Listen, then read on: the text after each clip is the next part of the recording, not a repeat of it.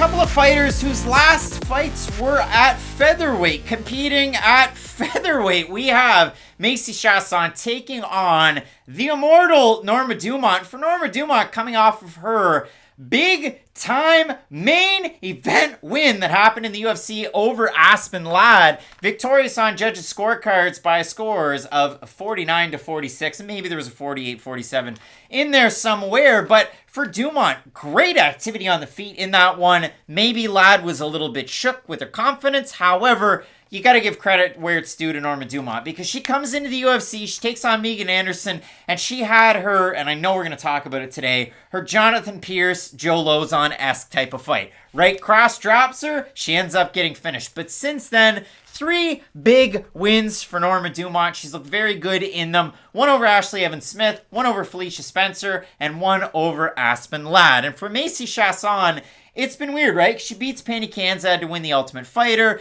There's been high highs. There's been low lows. I would say the lowest of low, coming in her weight miss in her last fight and then losing by finish to Raquel Pennington, but also a loss to Lena Landsberg across the way over in Denmark in that one. Wins over Marion Renault, Shanna Young, and Sarah Morris, as well as Gina Mazzani in the UFC. It's just weird because Macy Chiasson, for the longest time, myself included with everyone else, thought that this is a perennial top 5 contender in the UFC's bantamweight division, and it still could happen, but right now, you're really buying low on that. It's like Joe Anderson Brito going into his fight against Andre Feely with Craig Allen saying, hey, I like that line. I'm not picking him, but I like that line. There were 3 fighters on this card that I was really high on when they came into the UFC, and 2 of the 3 haven't worked out at all. Jordy Newsom, who I brought up earlier, I thought he was going to be really good, hasn't worked out. Melissa Gatto, I had really high hopes for her, and luckily she's been able to prove me right up until this point. And Macy Chiasson was another one of these fighters, and I know we were both really high on her too. We love her striking, she can get it done from the outside, has great elbows on the inside.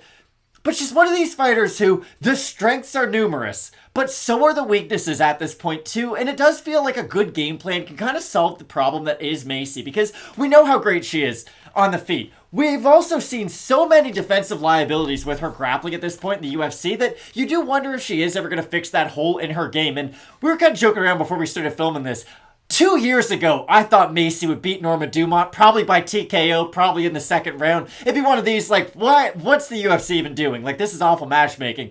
But knowing what we know now, and knowing how good Norma Dumont looks at 145 pounds, this is a really tough fight for Macy, and it's definitely an uphill battle because, okay, what does Norma Dumont excel at? She's a phenomenal grappler, has really good submission ability, but her striking continues to get better, and she has really good Muay Thai. Her striking's always, a Sonda black belt, and you see that in her movement on the feet. The issue was, going off that Megan Anderson loss, though, you just didn't really know what you were going to get, but she definitely has been able to showcase that part of her game a lot more now, and you're right, that loss to Megan Anderson is one of those tough losses. Like, let's just call it what it is. That's a really bad look. But if you do look at what she's been able to accomplish ever since that, I do feel like she's more than been able to make up for that bad performance. Whereas Chiasson, she's kind of in the other category where it started really high, and we've just sort of been chipping away at it ever since. And her last fight against Raquel Pennington, I thought stylistically okay. Pennington, we know how good of a grinder she is. She has good submissions.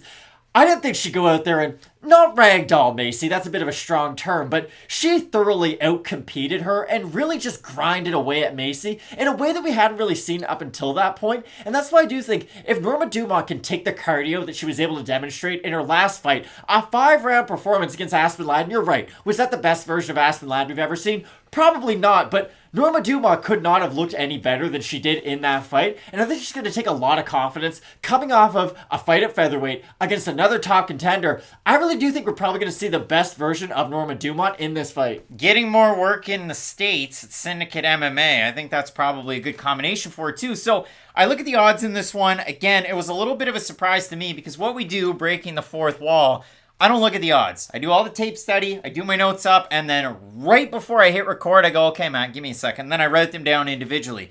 I was surprised. Norma Dumont opened a -210 favorite, -248 right now in best fight odds. for Macy Chiasson, open to plus 180, plus 199 or thereabouts, so plus 200. We have a look over on Topology. Now, this is the part that is a surprise to us. It is to you. I'm going to say over under 75% Dumont. I was going to say 80% Dumont, so. It is over, so 702 total votes, 88% Dumont, 87% by decision for the 12% that have Chiasson, 74% by decision. So a lot of people seeing a decision here. I think it'll also go to a decision in this one. But if you really like Macy Chiasson, this is the opportunity to buy incredibly low where she's almost a 2-1 underdog. For me, though, I do like Norma Dumont. The activity on the feet and her foot movement and placement. She's so very good at striking any which way when she's in the cage. So we talked about it. Christophe Jacques against Gerald Mearshart. Norma Dumont fighting anybody. Very good on the back foot. Very good at circling. When Norma Dumont decides to put on her own pressure, very good. And defensively, a good striker. So again, there are positions where Chiasson could take over. You love her clinch game. You love the elbows. You love the knees. Even when she has her back up against the fence, she can get good when she gets her plum clinch in. But for me, I do like Norma Dumont in this fight. Little bit more well-rounded of a skill set. I'm eager to see how Chiasson makes out on the scales as well, because not that it was an issue before, but a big red flag that she ended up missing at 145 her last time out. This is the weird thing about Norma Dumont. I just don't know what she's building towards. You know? Like, at 145... A Chris Cyborg fight. Exactly. We're talking about her fighting someone from an organization that's not the UFC. Like, isn't it weird how she's the only kind of contender at 145 pounds right now? I'm good with it, too. It's just... Normally, and I know there's a lot of fans out there who do the same thing. You get done watching a fight and you immediately go, okay, well, what's next? Who could they fight in the future? Norma Dumont's looked really good as of late, but I've never got done watching one of her fights and thought, wow, this is an obvious next opponent for her. I know Amanda Nunes is going to have her rematch for the title at 135, and she's still the featherweight champion, but the division is kind of put on ice right now, other than the fact that Norma Dumont's been consistent as of late, so it was just nice to be able to see, okay, if Dumont wins this fight, this is next for her. I believe she will be able to win it, but it was just nice to be able to set some kind of a road forward so we know what this is building towards. There's one other featherweight fighter on the UFC's roster, because again, Felicia Spencer retired. There's 1-0 Danielle Wolf. So both of us going with Norma Dumont to get the win over Macy Chiasson this weekend. Maybe she fights 1-0 Danielle Wolf. Maybe she fights for the title later on this year. Who the hell knows? But a big-time fight nonetheless, on a big-time main card coming up that you're not going to want to miss. So you got to keep it locked in with Fight Night Picks, as we always say. Let's get into it.